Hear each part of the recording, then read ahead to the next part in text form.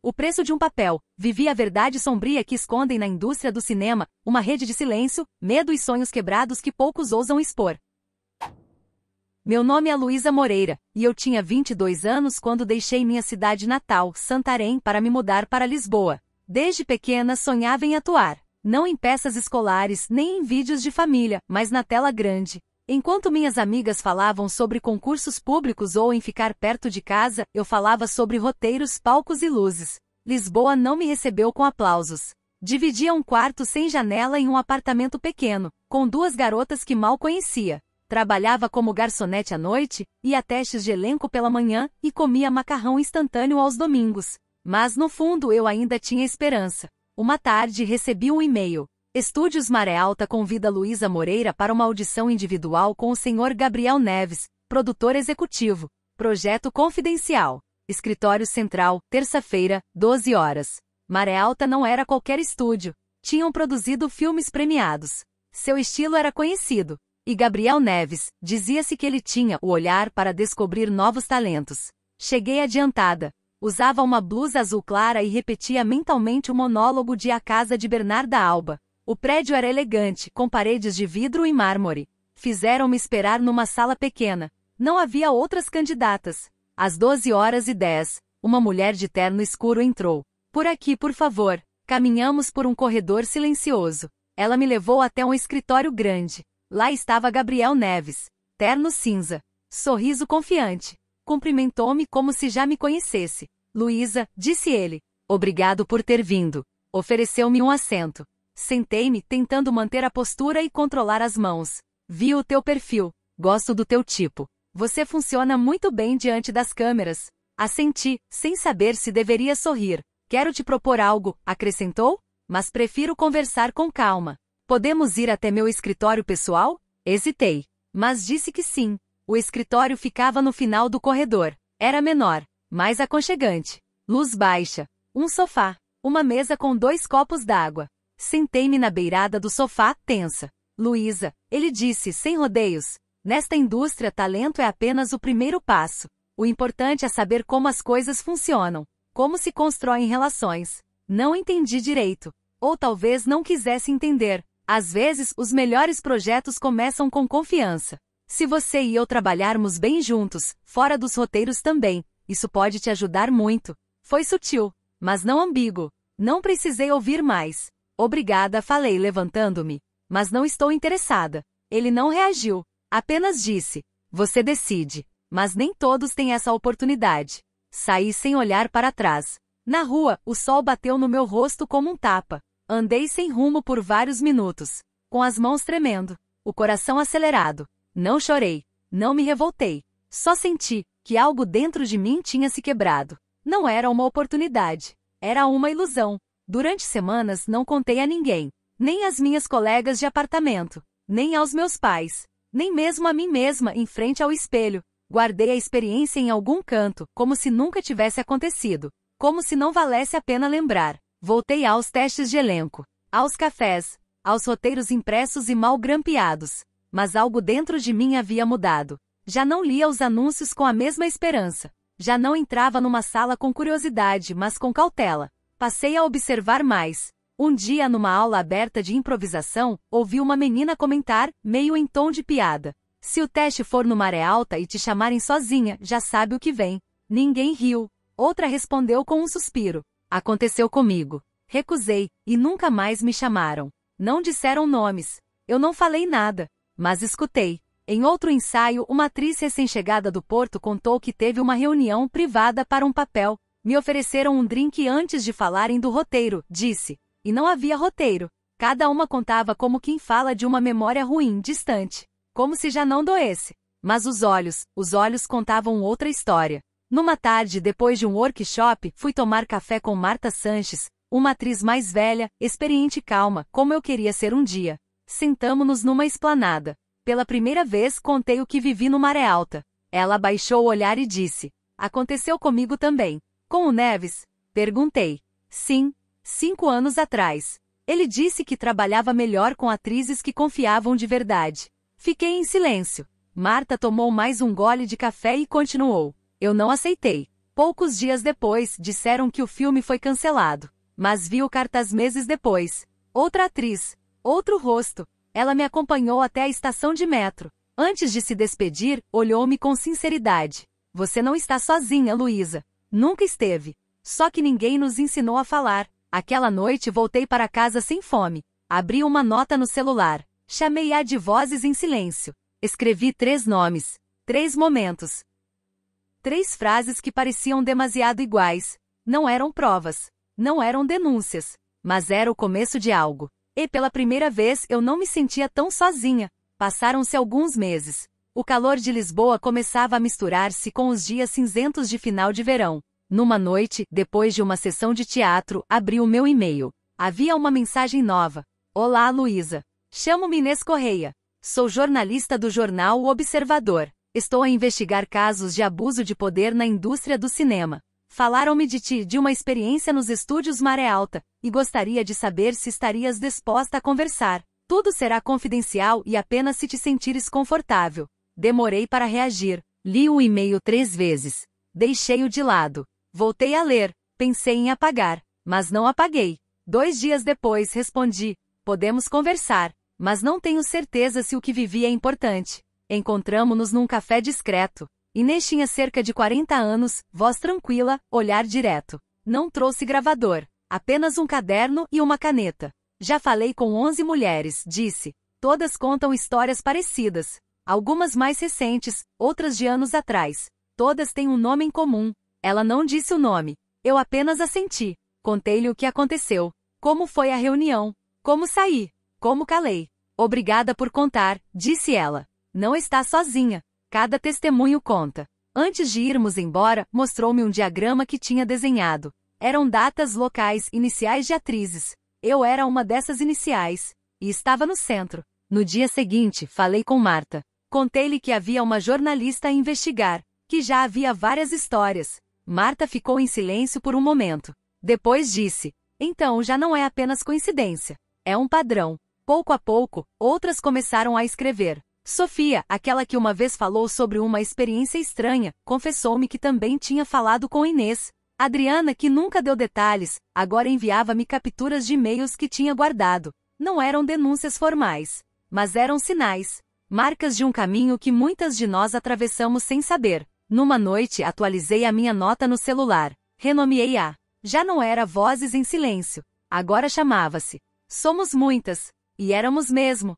Tudo mudou com uma entrevista. Era uma segunda-feira de manhã. Eu estava em casa com uma chávena de café nas mãos, deslizando notícias no telemóvel. Até que um título me fez parar. Beatriz Matos. Há coisas que já não estou disposta a calar. Beatriz. A Beatriz. Protagonista de 2 filmes premiados. Rosto de campanhas internacionais. Querida pela crítica e pelo público. Sempre sorridente. Sempre elegante. Abri a entrevista. No início, o de sempre. Novos projetos, filmagens em Itália, infância em Coimbra. Mas na segunda metade, algo diferente. Quando tinha 19 anos, fui a uma audição onde me ofereceram algo que não estava no guião. Disseram que minha participação dependia da minha disposição para colaborar além do texto. Recusei. Nunca mais ouvi falar do projeto. Não deu nomes. Não citou datas. Mas era claro. Os comentários explodiram. Será Maré Alta? Todos sabemos de quem ela fala. Gabriel Neves outra vez? Que coragem! Que importância! No Twitter, o nome dela foi tendência durante horas. E o dele também. Ao meio-dia, recebi uma mensagem de Inês. Viste? Estamos mais próximas do que pensas. Várias mulheres contactaram-me esta manhã. Algumas querem falar. É agora ou nunca. Naquela tarde, ofereci-me para dar um testemunho mais completo. Não apenas uma memória solta. Agora queria contar com datas, e-mails, palavras exatas. Sem nome próprio, mas com voz firme. Encontramo-nos no mesmo café de sempre. Desta vez Inês ligou o gravador. A minha voz tremeu no início. Depois não. Arrependes-te de não teres falado antes? Perguntou. Pensei por um momento. Não, porque na altura eu não estava pronta. Agora estou. Nessa noite reabri a nota Somos Muitas. Escrevi. Hoje uma falou em voz alta. Não importa se sem nomes. Importa que rompeu o silêncio. E isso já não pode ser apagado. O artigo saiu numa segunda-feira, às 7 da manhã. Soube porque Inês tinha escrito na noite anterior. Está pronto. Amanhã a porta abre-se. O artigo apareceu na capa do jornal O Observador. Título sóbrio. O outro lado do Maré Alta. Atrizes relatam anos de abusos encobertos. Subtítulo direto. 11 mulheres relatam experiências semelhantes com o produtor Gabriel Neves. O padrão repete-se. Agora há provas. Sem fotos escandalosas. Sem adjetivos dramáticos. Só factos. Testemunhos. Datas. Frases. Eu tinha 21. Sugeriu que construíssemos confiança em privado. Insinuou que havia formas de progredir mais rapidamente se eu estivesse disposta. Depois de recusar, nunca mais fui contactada, embora o projeto tenha seguido com outra atriz. O artigo incluía uma linha do tempo, testes de elenco, e-mails, contradições, convites informais para reuniões noturnas. E pela primeira vez, o nome, Gabriel Neves. Li o artigo com as mãos geladas. Ao meio-dia, a notícia já estava replicada em canais de televisão e rádio. Pela tarde, Maré Alta emitiu um comunicado. A empresa encontra-se em processo de revisão interna. O Sr. Neves foi afastado das suas funções enquanto os factos são apurados. Nenhum pedido de desculpa. Nenhuma admissão de culpa. Mas era um começo. Nessa noite, recebi várias mensagens. Uma de Marta. Li o artigo. Chorei. Obrigada por não teres ficado calada. Outra de Sofia. Agora percebo que nunca foi culpa minha. E uma mensagem anônima, mas eu sabia que era da Adriana. Foste tu quem abriu a porta. Nós seguimos atrás. Sentei-me na cozinha. Chávena vazia nas mãos. A mesma cozinha. O mesmo corpo. Mas eu, já não era a mesma pessoa. Olhei pela janela. A rua continuava igual. Mas eu não. Passaram-se alguns dias desde a publicação. Os títulos continuavam a surgir. As entrevistas também. Mas do Maré Alta silêncio. Salvo aquele comunicado vago, não disseram mais nada. Até que Inês me mandou uma mensagem de voz. Luísa, há uma gravação. Real. Com a voz do Neves. E nós temos. Era uma atriz que não fazia parte do grupo inicial. Chama-se Carla Domingues. Tem 29 anos e trabalha com dobragem. Numa audição no Maré Alta, anos atrás, ela gravou a conversa com o telemóvel escondido. Ouvi o áudio com auscultadores. A voz era inconfundível. Cálida. Amável. Mas as palavras diziam tudo. Eu apoio atrizes que entendem como esta indústria funciona. Há ligações que vão além dos guiões. Se confiares em mim como eu posso confiar em ti, os papéis surgem naturalmente. Era ele. Sem levantar a voz. Sem margem para dúvidas. No dia seguinte, Inês telefonou-me outra vez. Temos mais. Um ex-assistente entregou um e-mail. Um convite direto para uma reunião noturna no escritório de Neves. Sem justificação. Com data e hora. Isso era o que faltava. Não só testemunhos. Provas. Na mesma tarde, outra atriz, Patrícia Valente, apareceu num vídeo. Rosto descoberto. Voz firme. Publicou a sua declaração num canal de cultura independente. Estive 7 anos calada, disse. Por medo. Mas não mais. Porque se eu falar, talvez outras também encontrem coragem. Na manhã seguinte, o Ministério Público anunciou. Iniciam-se diligências preliminares por indícios de abuso de poder no meio artístico. Serão tomadas declarações às partes envolvidas. Gabriel Neves foi chamado a depor. Já não era rumor, nem título de jornal. Era um caso formal. Nesse mesmo dia, os estúdios Maré Alta emitiram outro comunicado mais sério. O Sr. Neves foi desligado das suas funções até novas informações. A empresa compromete-se a colaborar com a justiça. Li a frase várias vezes. Não por ele. Por nós.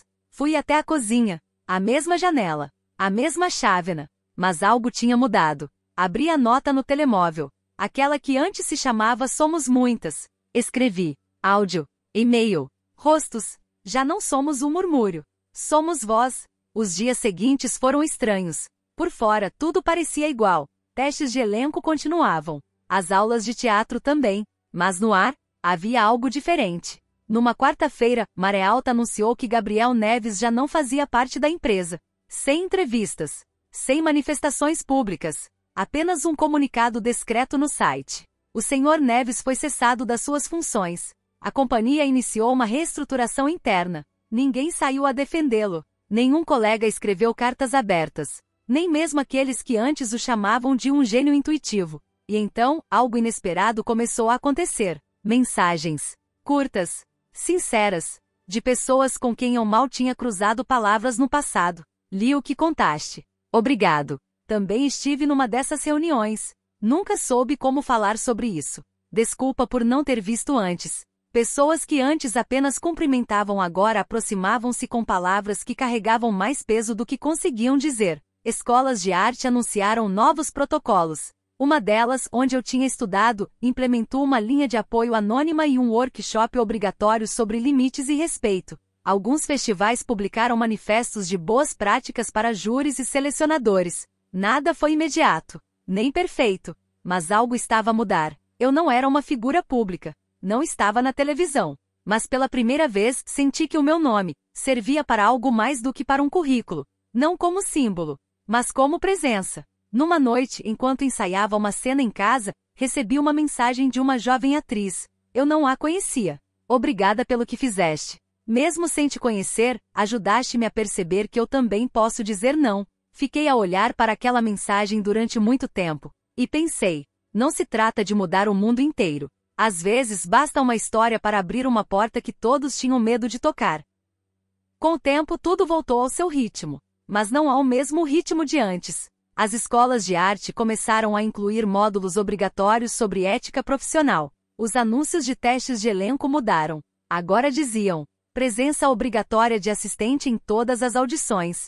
Reuniões privadas fora do horário não são realizadas.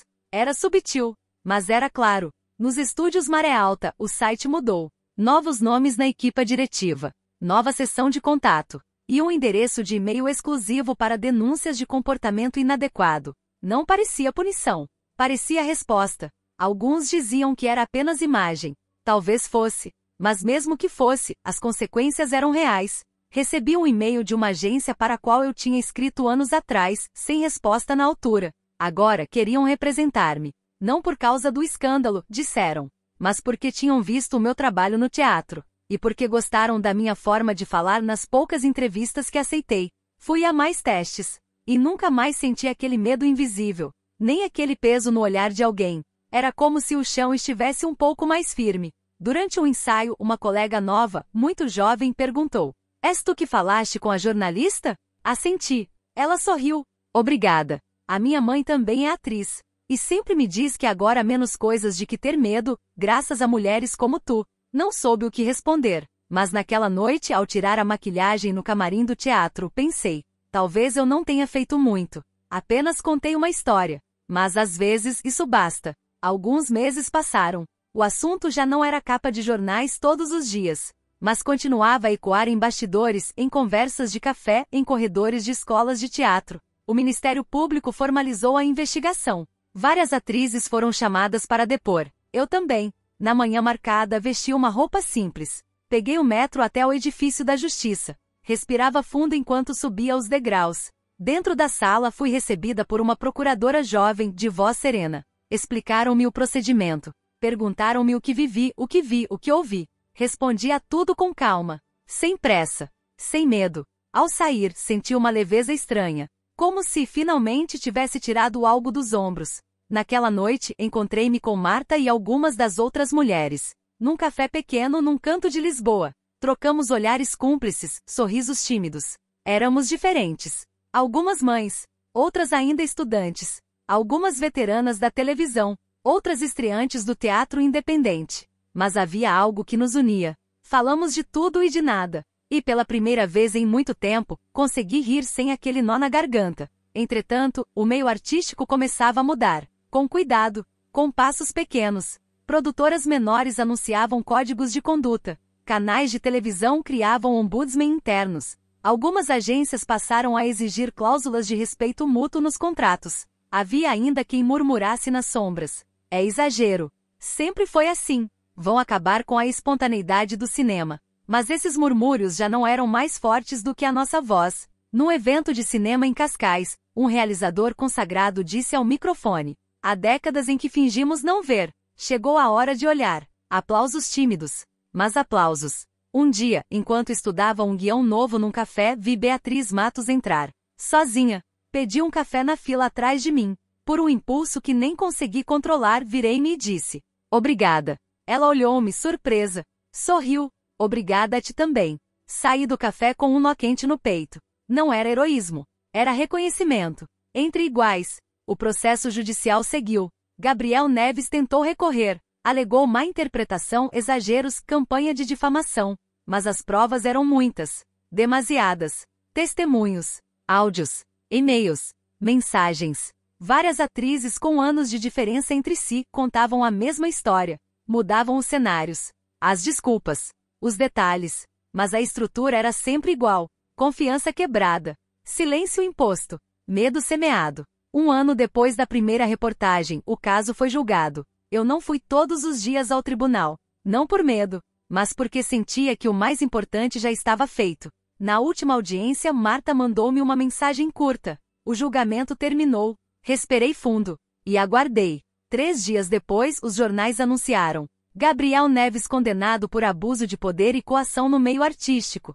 Pena de 3 anos e meio, suspensa mediante cumprimento de medidas de prevenção e reparação simbólica. Obrigação de afastamento de atividades de direção em meios audiovisuais por 5 anos. Não era prisão. Não era uma condenação exemplar. Mas era algo. Uma marca. Um registro. Uma mensagem. Nessa noite, Marta organizou um encontro. Num pequeno teatro de Alfama. Sem imprensa. Sem discursos. Só nós. As que falaram. As que ouviram.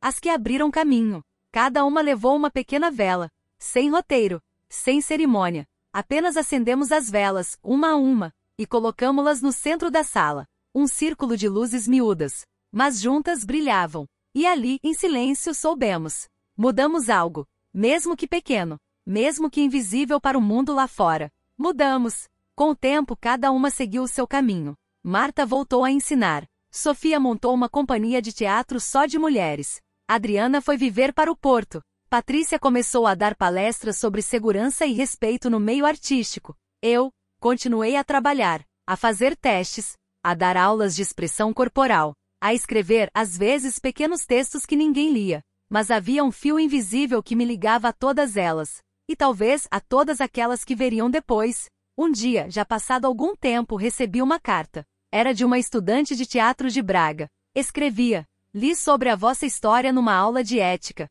Não conhecia os detalhes. Mas saber que falaram deu-me força para nunca aceitar o que me fizesse sentir pequena. Fiquei com a carta na mão por vários minutos. E pensei: valeu a pena. No final das contas, não se tratava apenas de derrubar homens poderosos. Tratava-se de algo mais profundo. De devolver às mulheres a liberdade de sonhar sem medo. De entrar numa sala de audição sem desconfiança. De dizer sim ou não sem medo de perder tudo. De acreditar que o talento, o trabalho e a dedicação ainda contam. Que deveriam contar. Hoje, quando vejo uma jovem atriz subir ao palco com um olhar firme e a cabeça erguida, sinto um orgulho silencioso. Não porque eu tenha feito grandes coisas, mas porque em algum momento contei a verdade. E a verdade, mesmo murmurada, é mais forte do que qualquer silêncio. Não guardei recortes de jornais. Não fiz posts comemorativos. Não quis ser rosto de movimento nenhum. Preferi o silêncio tranquilo. O caminho discreto. O trabalho miúdo que ninguém vê.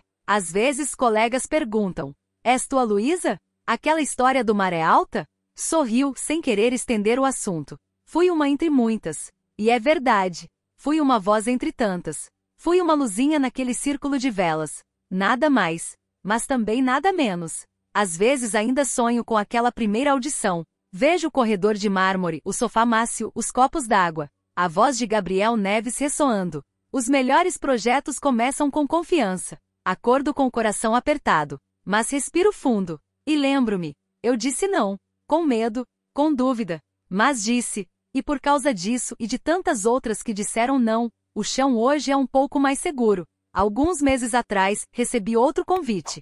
Para uma nova série. Produção independente. Equipa jovem. Diretora mulher. No e-mail, havia uma cláusula clara. Compromisso com ambiente de trabalho seguro e respeitoso. Sorri ao ler, imprimi o contrato. Assinei. Guardei uma cópia na pasta onde, anos antes, tinha guardado todos os roteiros mal impressos. Era só mais um trabalho. Mas para mim era mais. Era o eco de algo que tínhamos conquistado. Sem palcos.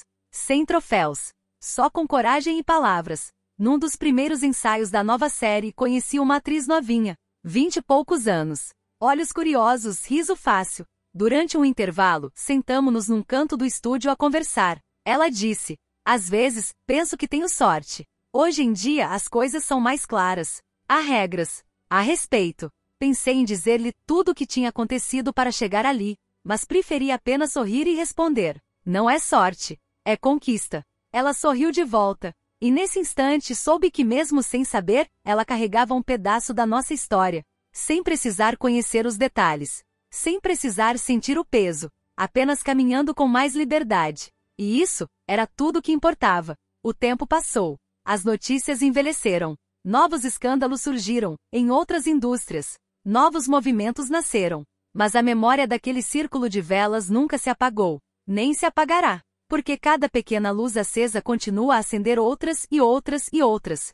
em lugares que talvez nunca venhamos a conhecer, em rostos que nunca veremos, mas que de alguma forma continuarão o que começamos, sem precisar saber os nossos nomes, sem precisar ver as nossas cicatrizes. Basta-lhe sentir a luz e caminhar. Hoje, quando olho para trás, não vejo apenas dor, vejo força, vejo alianças silenciosas. Vejo a coragem de quem, mesmo com medo, deu um passo em frente. Vejo histórias que se entrelaçaram, formando uma rede invisível, mas resistente. Vejo o poder de uma verdade dita em voz baixa, que ecoou até se tornar impossível de ignorar. Vejo todas nós, e acima de tudo, vejo o que ainda está por vir, porque no fim não se trata apenas de olhar para o que caiu. Trata-se de construir algo novo no lugar, algo que não precise de silêncios, algo que não peça segredos. Algo onde o talento possa florescer sem medo. Algo onde sonhar volte a ser leve. E para mim, isso já é uma vitória. A história não termina aqui. Nunca termina. Cada nova atriz que pisa um palco. Cada estudante que ensaia o primeiro monólogo. Cada mulher que entra numa sala de audição sem abaixar os olhos. Cada homem que entende que respeito não é favor, é dever. Cada gesto, cada palavra, cada escolha. Tudo isso continua a escrever esta história. Página por página. Voz por voz, sonho por sonho. Por isso não importa que o meu nome se perca com o tempo, nem que ninguém lembre exatamente o que aconteceu. O que importa é o que ficou, o que mudou, o que agora é possível, e acima de tudo, o que ainda será possível. Num dia qualquer, num futuro que ainda não conhecemos, talvez alguém pergunte: como foi que tudo começou? E a resposta será simples. Sem heroísmo, sem epopeias, apenas a verdade. Começou com uma história contada. Com uma vela acesa, com um não dito em voz firme, com uma porta que finalmente se abriu. E isso é o suficiente. Sempre foi.